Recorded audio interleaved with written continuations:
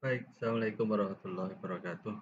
Alhamdulillah, di pertemuan kali ini, pertemuan pertama kita eh, pada semester ganjil 2020-2021. Ya, untuk pertama kali saya perkenalkan diri dulu.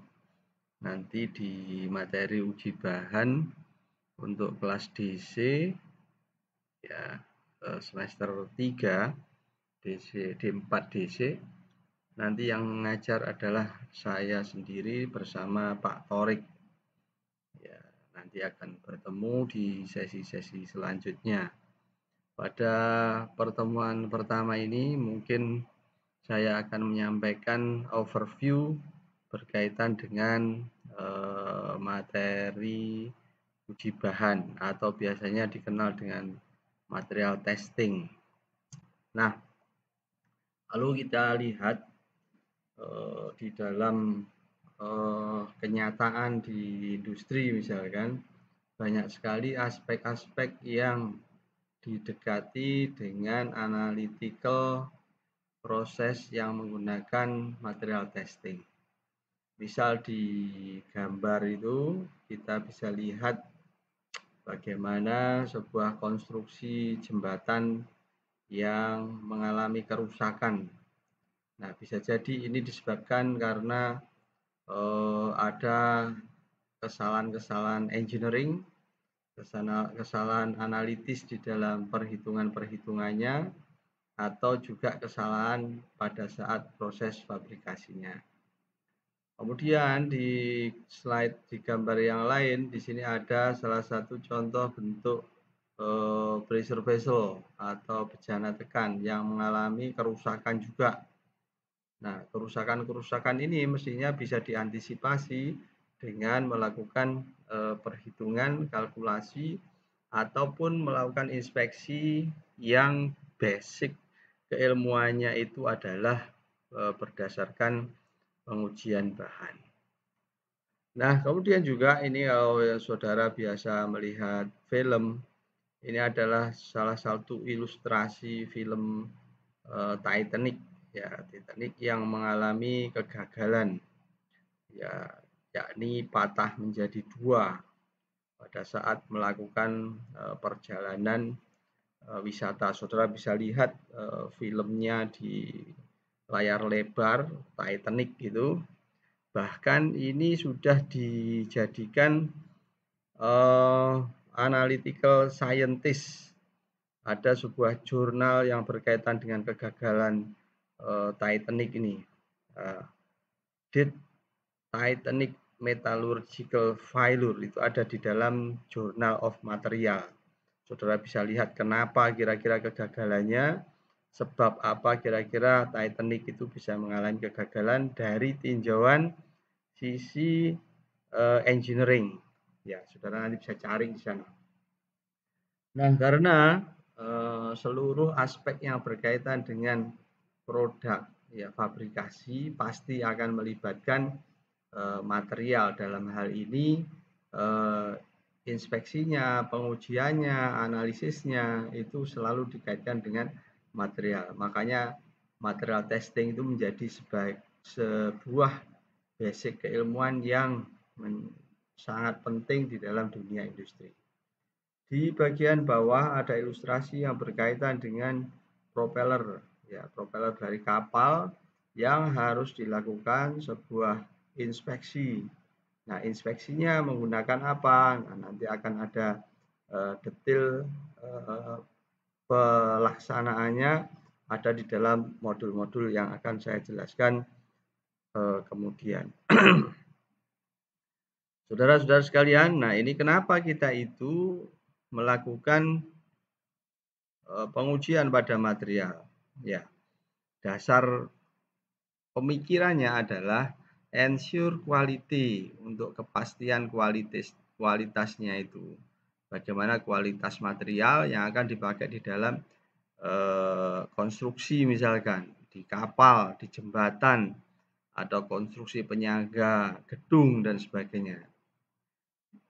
semua itu harus dipastikan kualitasnya dengan sebuah pendekatan keilmuan yang namanya uji bahan atau material testing. Kemudian yang kedua adalah untuk mendapatkan sebuah properties, sifat. Nah, sifat utama yang didapatkan dengan penguji bahan ini adalah utamanya yang nanti akan kita jadikan pelajaran itu adalah sifat mekaniknya. Walaupun di dalam material itu banyak sekali sifat, misalkan sifat fisik, sifat chemical, sifat magnetik, sifat optik, dan sebagainya. Semua beragam sifat itu ada tesnya. Nah, kaitan dengan yang kita pelajari, maka di sini nanti tes yang akan kita lakukan untuk mendapatkan mechanical properties-nya. Jadi kepastian untuk mengetahui material itu punya mechanical properties seperti apa. Kemudian yang berikutnya adalah kenapa material itu perlu dites, prevent failure in use, untuk menjaga supaya tidak terjadi kegagalan saat digunakan. Seperti yang tadi, kegagalan-kegagalan pada jembatan, kegagalan pada pressure vessel atau yang lainnya itu bisa didekati, dihindari kalau kita melakukan perhitungan-perhitungan yang matang yang berkaitan dengan pengujian bahan. Yang berikutnya adalah tes ini juga dilakukan kenapa? Untuk make informed choices in using of material. Ya, untuk memberikan informasi agar kita bisa memilih kira-kira material ini cocok digunakan untuk apa. Ya, misalkan material baja. Baja ini nanti akan digunakan untuk apa? Baja yang dipakai di kapal itu kira-kira baja apa saja? Klasifikasinya seperti apa? Nah, semua itu membutuhkan sarana untuk mendekatinya dengan material tes. Yang berikutnya adalah tes itu juga factor of safety is the ratio comparing the actual stress on the material and the safe usable stress. Jadi faktor safety itu menjadi sangat penting ya untuk memastikan ya membandingkan antara aktual stres pada material dan kondisi yang aman bisa digunakan pada tegangan yang akan dilakukan. Nah, berikutnya apa saja ya material yang pada saat pengujian itu. Nah, bentuk dari pengujian itu umumnya ada dua ini. Di dalam dunia engineering, maka dua komponen uji ini sangat penting. Apa itu? Yang pertama mechanical test atau orang mengenal dengan istilah destructive test. Ya, destructive test artinya pengujian yang sifatnya itu merusak. Sampel dari kupon tesnya itu nanti akan mengalami kerusakan saat dilakukan pengujian.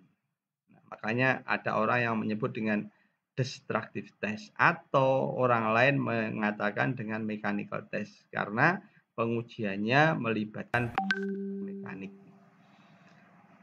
Nah, di sini ya biasanya material itu akan dilakukan tes secara fisik untuk dirusak. Makanya ada orang yang menyebut dengan destructive test.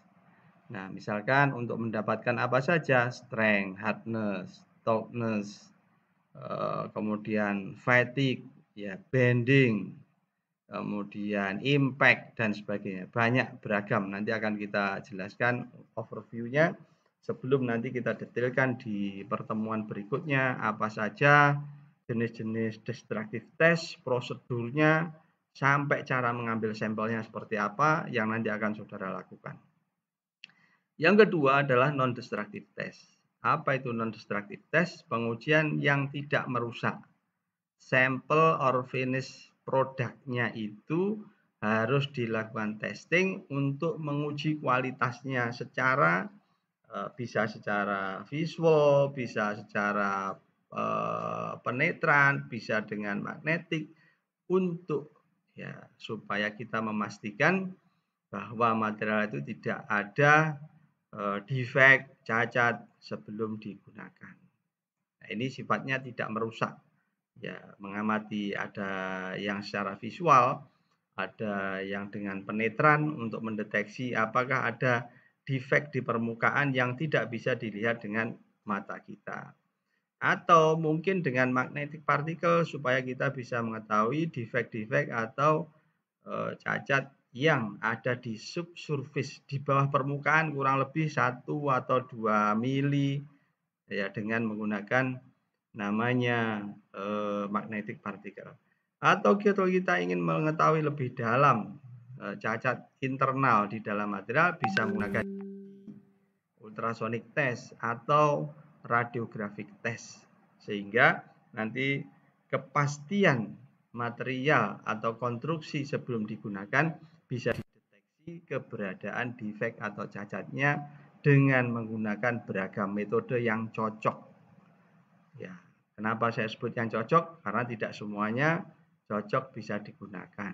Harus sesuai dengan keadaan material, harus sesuai dengan keadaan benda itu memungkinkan atau tidak, sehingga nanti pilihan-pilihan dari pengujian itu menjadi keputusan engineering.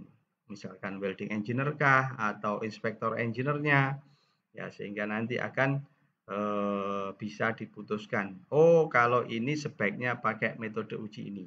Nah, seperti itu. Nah, berikutnya kita langsung menuju kepada destructive test yang pertama yang disebut dengan hardness testing. Apa itu hardness testing? Hardness testing itu pengujian kekerasan untuk melihat kira-kira material ini, ya hardness ini mampu menahan beban, ya, identasi, atau bahasa yang lain kemampuan material untuk bisa menahan deformasi. Karena deformasi itu sifatnya umum. Kalau ini identasi, scratch, ya, tekanan itu bahasa spesifik. Ya, kalau material itu tahan terhadap identasi berarti material itu keras. Kalau material itu sulit untuk di-scratch, digores, maka dia semakin keras. Artinya material itu kalau sulit dideformasi, ya bahasa lainnya adalah material itu memiliki kekerasan yang tinggi. Nah, itu hardness testing. Nah, hardness testing itu macamnya juga banyak nanti. Kita sudah punya, ya PPNS itu sudah punya banyak alat hardness. Ya mungkin ada 1, 2, 3, 4 ya yang baru bahkan yang sudah computerized ya. Kita miliki untuk apa? Untuk mendukung proses pembelajaran, juga untuk mendukung proses di dalam industri dalam rangka untuk link and match antara politeknik dengan industri. Nah, mesin-mesin hardness yang ada, misalkan ilustrasinya seperti yang ada.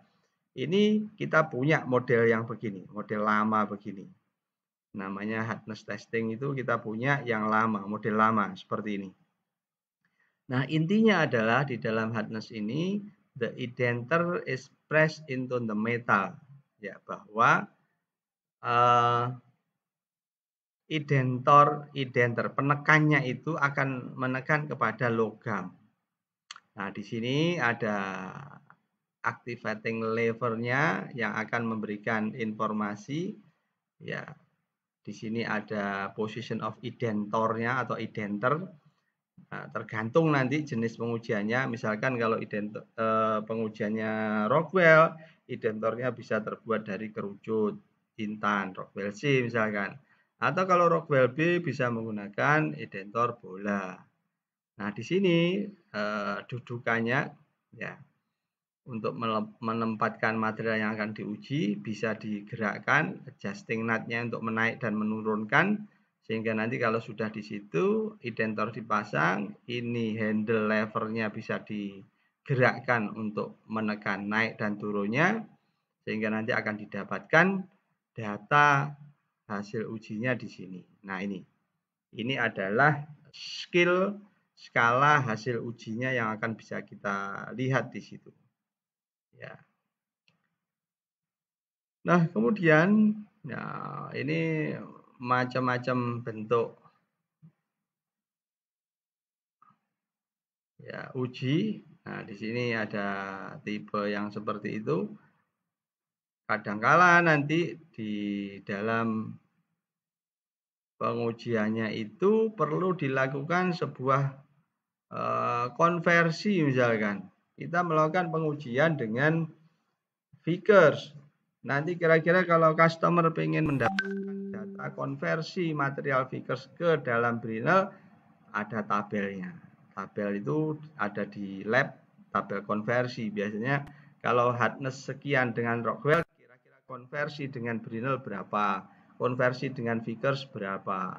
Ya, itu dengan menggunakan pendekatan-pendekatan informatif dengan mengacu kepada tabel yang dipunyai oleh lab kita. Nah, berikutnya Brinell itu ya hardness itu salah satunya adalah Brinell test. Nah, Brinell test itu menggunakan identor bola baja. Ya, ini untuk menekan nanti. Bentuknya seperti ini identornya. Nah, ini identor Brinell dengan ukuran bisa 1 mili, 5 mili, ada yang 2,5 mili. Kita punya semua di lab. Ini nanti saudara bisa lakukan prakteknya di lab uji bahan. Ya, kalau alatnya tidak mengalami gangguan atau trouble. Nah, untuk Brinell ini ya ada apa ya, batasan-batasan yang bisa dilakukan kapan menggunakan Brinell. Misalkan di sini bahwa Brinell itu menggunakan ball shape identor. Ya, identornya bola baja biasanya, diameternya itu. Cannot be used for thin material. Jadi tidak bisa digunakan untuk material yang tipis. Kenapa? Karena nanti akan mengalami deformasi berlebih. Ya, melenyok gitu bahasanya. Kemudian ball may deform on very hard material. Bisa jadi ini akan mengalami deformasi jika digunakan pada material yang sangat keras. Makanya ini harus ditentukan. Siapa yang menentukan? Ya, engineer-nya. Nah, surface area of indentation is measured. Kemudian nanti saudara melakukan pengukuran terhadap hasil indentasinya berupa diameter indentasi. Nanti akan ada detailnya di pembahasan lebih lanjut. Nah, itu Brinell. Beda dengan Vickers. Ya, Vickers beda lagi. Walaupun intinya juga sama. Untuk mendeteksi adanya kekerasan itu pakai formulasi P per A, beban dibagi luasan yang menahan beban tersebut. Bentuknya bisa macam-macam. Nanti akan ada penjelasan detailnya di modul. Nah, di sini Vickers, ya, apa yang digunakan untuk melakukan pengujian Vickers? Identornya berupa piramid. Piramid intan. Ya, bukan sembarang piramid, tapi ini dari diamond piramid. Ya, ini bentuknya, ya, ini bentuknya sudutnya 136, kemudian punya diagonal indentasi. Nah, ini diagonalnya. Diagonal 1 dan diagonal 2. Nah, kemudian nanti, nah kalau mau lihat, nah bentuknya seperti ini. Nah, kemudian accurate result, hasilnya sangat akurat karena ada hal yang sangat penting di dalam pengujian Vickers ini. Dia memiliki bentuk indentasi seperti ya begini, ya kayak layang-layang begitu.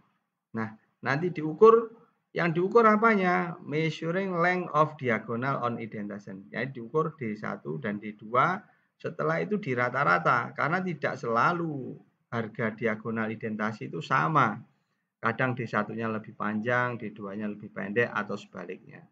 Setelah itu nanti diukur D rata-rata sama dengan D1 plus D2 dibagi 2. Yang nanti akan dimasukkan di dalam formulasi perhitungan. HV atau hardness Vickers numbers nanti sama dengan 1,854 P per D kuadrat. D-nya itu adalah diagonal rata-rata.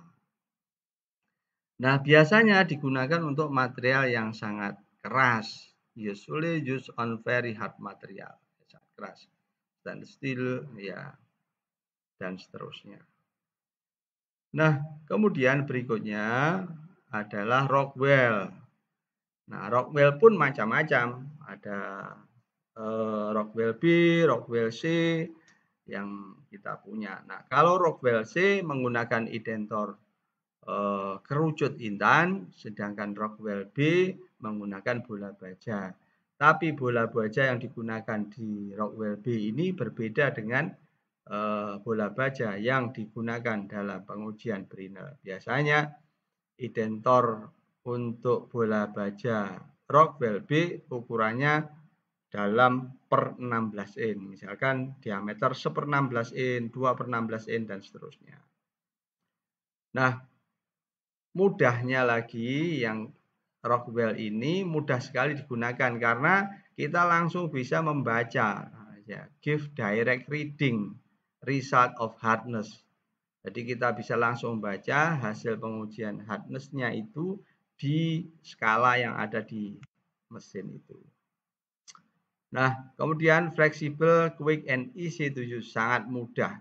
Ini orang lebih suka pakai Rockwell sih, tapi juga gitu nanti material-material tertentu bisa dengan Rockwell, tapi juga tidak mungkin dilakukan dengan Rockwell. Misalkan material cast iron itu kalau dengan Rockwell C tidak bisa karena cast iron itu punya struktur yang bervariasi. Ada karbid, karbidnya, ya, ada fase metriknya, sehingga nanti kalau kena pada bagian grafitnya, bukan karbid, grafitnya, maka nilai hardness-nya akan lebih keras, ya, karena bentuk lancip dari kerucut intannya itu. Ya, maka kecuali dengan menggunakan bola baja Rockwell B bisa. Yang berikutnya adalah impact. Impact itu untuk menguji, mengetahui ketangguhan sebuah material. Ya, apa itu toughness of metal itu? The ability to withstand impact. Ya, kemampuan untuk menahan beban kejut atau beban impact. Ya, misalkan kayak seperti Titanic itu diuji, ya, dengan impact materialnya. Jadi hal of material dari Titanic itu diuji dengan impact untuk mengetahui kira-kira kenapa analisis kok bisa terjadi kegagalan ketika si Titanic itu menabrak es, gunung es itu. Kok bisa langsung patah jadi dua. Nah, itu dianalisis dengan pendekatan impact test. Dengan impact test nanti diketahui material ini masuk kategori brittle, ya, atau ductile. Nah, bentuk ujinya seperti ini. Ya. Nah, di sini ada mesin uji, di sini ada spesimen. Nah, biasanya di dalam impact test itu ada dua kategori jenis atau metode. Satu namanya IZOT, satu lagi namanya Charpy. Ya, nanti ada. Nah, kalau IZOT, ya, fungsinya sama sebenarnya juga untuk mengetahui ketangguhannya. Jadi material dipukul begitu, ya, spesimen posisinya berdiri, kemudian akan dibaca di skala mesinnya ini kira-kira berapa energi yang dibutuhkan untuk mematahkan spesimennya. Ya, ini mesinnya kita nggak punya. Kita yang punya adalah yang jenis yang kedua, yakni model Charpy. Nah, Charpy seperti ini. Ya, ini spesimen Charpy. Nah, ini kalau impact IZOT, ya, dipukul dari depan. Ya, ini berdiri posisi sampelnya. Ya. That specimen is held vertically, not fist strike. Dan di sini ada bentuk takian. Takian ini dipakai untuk inisiasi retakan yang akan terjadi pada saat dipukul. Nah, di sini nanti ada standarnya berdasarkan ASTM E23, misalkan bentuk takian V, bentuk takian U, keyhole, dan seterusnya. Nah, kemudian yang berikutnya, impact Charpy. Ini yang kita punya. Ya, kita punya mesinnya ini. Nah, di dalam mesin Charpy test itu, posisi material datar begini, tidak berdiri. Takian ada di depan, nanti dipukul dari belakang. Sama, tujuannya adalah untuk mendapatkan berapa energi yang digunakan untuk mematahkan spesimen itu. Nah, di sini dikatakan test specimen is held horizontally, ya, secara horizontal posisinya. Kemudian notch faces away from strike. Nah, di sini notch-nya ya ada di depan, kemudian dilihat patahannya seperti apa. Nah, ini notch ke sana dipukul dari belakang, sehingga nanti nampak patahannya seperti itu. Nah, dari patahan itu nanti akan bisa diklasifikasi apakah materialnya getas atau materialnya ulet, brittle or ductile. Ya, bisa diamati dengan menggunakan pendekatan analisis patahan permukaan, misalkan dengan menggunakan ASTM A370. Nah, kemudian berikutnya, nah, tensile testing. Tensile testing itu salah satu pengujian yang sangat banyak digunakan di dalam dunia industri. Nah, di sini biasanya kalau materialnya itu cukup rendah harga nilainya, maka biasanya menggunakan extensometer. Ya, use an extensometer to apply measure force to a test specimen. The amount of extension can be measured and grabbed. Ya, biasanya ini ada grafiknya, yang kemudian ada grafik extensometernya. Extensometer itu sebuah alat yang dipakai untuk memperbesar pada bagian tertentu di material yang memperlihatkan grafik yang sangat sulit dibaca. Ya, kalau kita tidak perlu extensometer.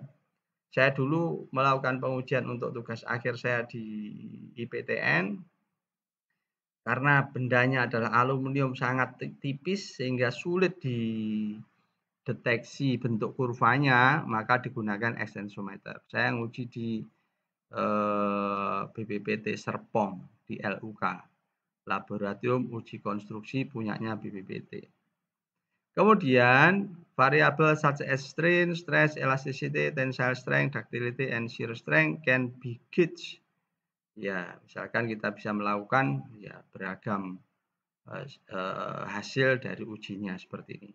Test specimen can be round or flat. Ya, bisa bunder, bisa flat. Nah, ini bentuknya extensometernya. Nah, pasang begitu. Nanti ada recording, ya di sini bisa bergerak ini spesimennya, kemudian ditarik untuk mendapatkan data grafiknya. Nah, di sini adalah benda atau spesimen bentuk plat atau flat test spesimen. Ini ada bentuk round. Round ada yang reduce section begini, ada yang polos, ya tanpa reduce section. Macam-macam, ada aturan semuanya. Kalau ngacu aturan standar di ASTM E8, kalau ada weld misalkan pakai ASME 9, AWSD 11 dan sebagainya. Bisa diacu di dalam pengujiannya. Nah, di sini contoh spesimen tensile untuk benda-benda yang misalkan untuk polimer, untuk plastik dan sebagainya juga bisa ditarik. Tapi harus melihat kemampuan mesinnya. Kalau mesin yang besar untuk menguji material dengan kekuatan yang kecil, ya nanti hasilnya tidak akurat, maka harus disesuaikan. Nah, di sini diperlihatkan hasilnya, hasil tes. Bentuk dari material yang ductile biasanya memperlihatkan tipe cup and cone fracture.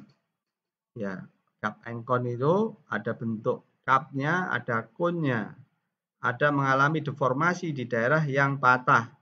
itu memperlihatkan bentuk ductile material.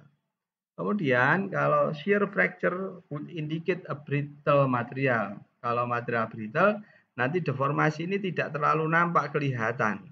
Ya, bentuk necking, bentuk cup and cone tidak terlihat. Tetapi bentuknya adalah shear fracture. Bisa jadi langsung patah jadi dua. Nah, itu bentuk-bentuk brittle dan ductile. Kemudian grafik yang didapatkan itu di dalam hasil pengujiannya, kalau mesin-mesinnya masih mesin lama, biasanya akan ada bentuk kurva load, ya, load extension graph, atau juga stress strain graph. Ya, ada dua basic. Kalau mesin-mesin yang baru biasanya langsung kita dapatkan harga stress strain graph. Ya, karena ini yang dicari oleh industri. Kalau mesin-mesin yang lama biasanya load extension graph. Jadi bebannya berapa, pertambahan panjangnya berapa. Dari beban itu nanti akan dapat stress, dari pertambahan panjang nanti akan dapat strain. Sehingga dari load extension graph ditransfer menjadi stress and strain graph. Nah, kalau sekarang sudah computerized semua. Ini contoh bentuk load and extension graph. Jadi kalau ditarik, ya ditarik, ini kurva beban, di sana sumbu extensionnya, ditarik, kemudian pada saat tertentu mengalami yield, kemudian naik lagi, kemudian mengalami necking raise, baru patah. Nah, kurva ini yang nanti akan ditransformasi menjadi kurva stress and strain. Ya, ini nanti akan saudara alami saat praktek. Nah, berikutnya ya di sini ada draw graph for this tensile test. Ada misalkan load-nya bla bla bla bla bla ini, extension-nya bla bla bla ini, saudara diminta untuk membuat gambarnya. Ya, diplot misalkan 16, 02, 32, 64 dan seterusnya, jadilah nanti kurva seperti ini. Load extension berdasarkan data. Ya. Gampang. Kemudian di dalam hasil uji tarik itu kita juga bisa mendapatkan namanya modulus elastisitas atau yang modulus stress per strain. Tapi ini ngambilnya harus pada daerah elastis. Karena namanya saja modulus elastis. Masa ngambilnya di daerah plastis. Nah, stress ya sama dengan load per cross sectional area. Ya, load dibagi cross sectional area, strain besarnya pertambahan panjang dibagi panjang mula-mula. Ya, sehingga E-nya itu adalah stress dibagi strain pada daerah elastis. Daerah elastis itu yang mana? Nah, daerah elastis itu daerah yang ini. Nah, daerah di sini. Daerah yang memperlihatkan kurva itu masih linier hubungannya, tidak melengkung ke sana. Jadi daerah di sini ini nanti akan menentukan berapa besarnya modulus elastisitas. Atau bisa juga modulus elastisitas dinyatakan dengan gradien dari kemiringan kurva. Gradien kemiringan kurva itu kan sama dengan tangen alfa. Tangen alfa, alfa itu sama dengan Y per X besarnya Y. Di sana dibagi dengan X-nya apa. Biasanya, nah sama dengan ini. E per, ya stress dibagi strain. Nah, di sini yang modulus for stress strain graph, select point on elastic. Nah, seperti yang saya sampaikan tadi, di daerah elastiknya. Kemudian, calculate Young modulus with this point. Berapa stresnya, berapa strainnya, kemudian nanti baru dimasukkan perhitungan. Nah, ini contoh ya perhitungannya. Bla bla bla bla, kita dapatkan strain sekian, maka modulusnya adalah sekian. Ya. Nah, berikutnya adalah proof stress. The stress that causes a percent increase in gauge length. It can be found by drawing a line parallel to the straight part of the graph. a value can be taken from the vertical axis. Nah, ini sangat penting di dalam melakukan pengujian untuk mendapatkan ZIL-nya. Ya, seperti ini. Ada metode namanya metode offset. Sebab apa? Sebab karena ZIL-nya itu tidak terlihat. Kecuali ZIL-nya langsung terlihat, kita bisa membaca dari hasilnya itu, oh ini ZIL-nya. Tetapi kalau tidak, maka dengan menggunakan proof stress atau dengan menggunakan pendekatan di dalam ASTM E8 itu disebut dengan metode offset. Dengan mengambil besarnya regangan pada posisi 0,2%. Ya. Ini adalah cara-cara yang diacu di dalam menentukan proof stress atau yield stress yang tidak terlihat di dalam kurvanya. Ya, nanti akan lebih detail. Nah, kemudian tensile strength itu rumusnya yang dimaksud dengan ultimate tensile strength atau tensile strength maximum load dibagi cross sectional area. Ya, berapa maksimum load-nya pada kurva dibagi berapa luas areanya, sehingga nanti akan didapatkan tensile strength-nya. Kemudian berikutnya materi pengujian, tapi ini kita tidak punya, itu adalah creep. Creep itu adalah kemuluran, molornya material pada temperatur tertentu pada saat bebannya konstan. Itu disebut dengan creep. Kita tidak lakukan. Fatigue kita juga tidak punya. Ya, fatigue ini mencari sifat material ya karena adanya beban dinamik. Beban yang berfluktuasi terus-menerus itu akan mengalami kelelahan. Makanya material bisa diuji dengan kelelahan itu, tetapi kita juga tidak punya mesinnya. Saya dulu melakukan TA tugas akhir saya berkaitan dengan fatigue pada material aluminium 2023 yang dipakai di pesawat N250. Ya, itu yang dulu pernah saya lakukan. Nah, pengujian berikutnya adalah non-destructive test.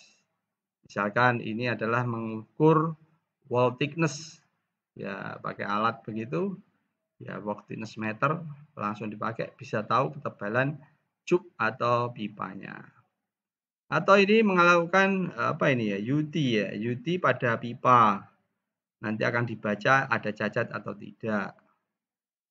Kalau ini misalkan ini underwater katanya, underwater testing untuk kapal untuk melihat kira-kira ada cacat atau tidak menggunakan diver begitu.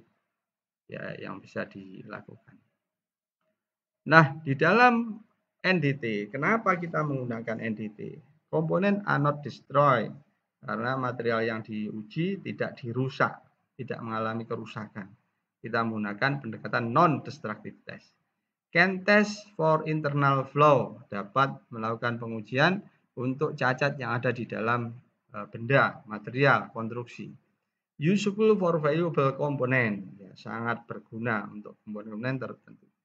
Can test component that are in use, dapat dites pada saat bendanya itu sedang digunakan. Apa saja bentuknya? Ada penetran. Nah, penetran ini khusus untuk use for surface flow, ada cacat yang ada di permukaan saja. The oil and chalk test is a traditional version of this type testing. Color dyes are now used. Jadi menggunakan pendekatan warna. Ya, nanti ada warna merah yang kontras dengan background-nya supaya bisa melihat kira-kira cacatnya seperti apa. Nah, bentuknya seperti ini, penetran testing for flow.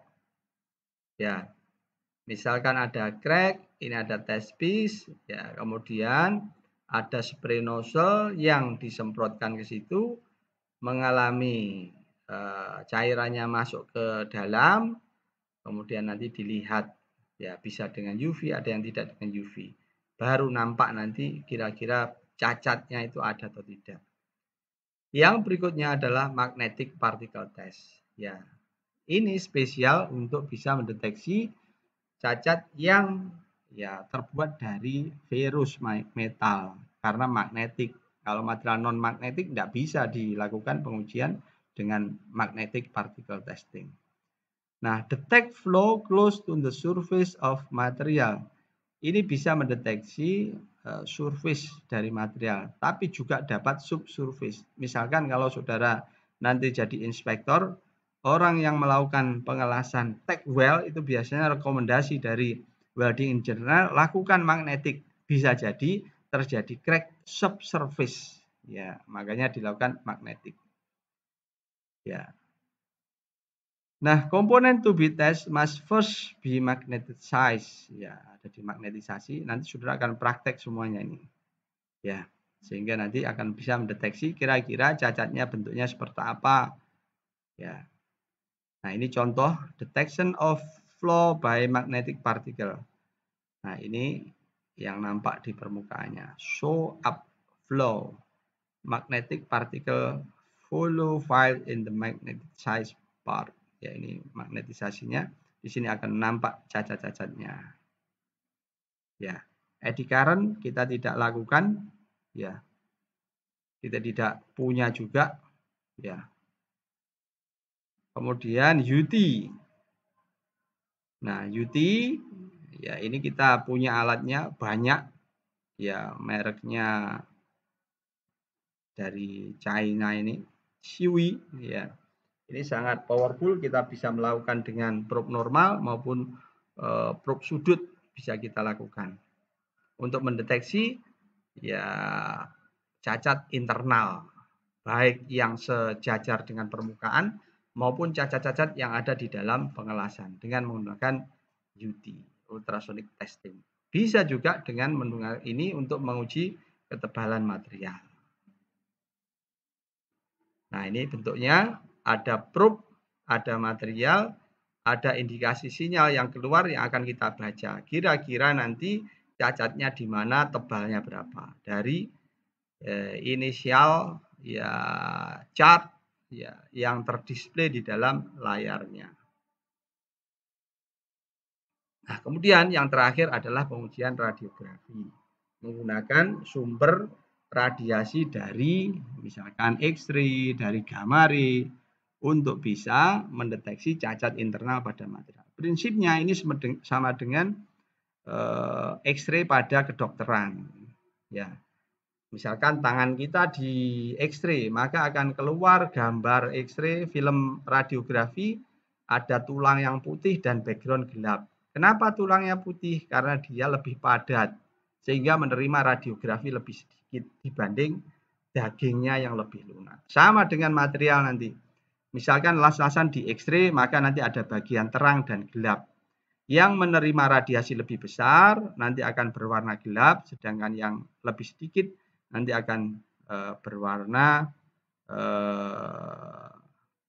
yang lebih padat, berwarna terang atau putih, yang tidak padat, misalkan ada cacat, ya slag inclusion nanti akan berwarna lebih gelap atau hitam. Baik, itu overview material testing atau uji bahan yang saudara lakukan pada semester ini. Semoga saudara bisa menikmati pengujian bahan yang sangat bermanfaat di dunia industri. Terima kasih. Assalamualaikum warahmatullahi wabarakatuh.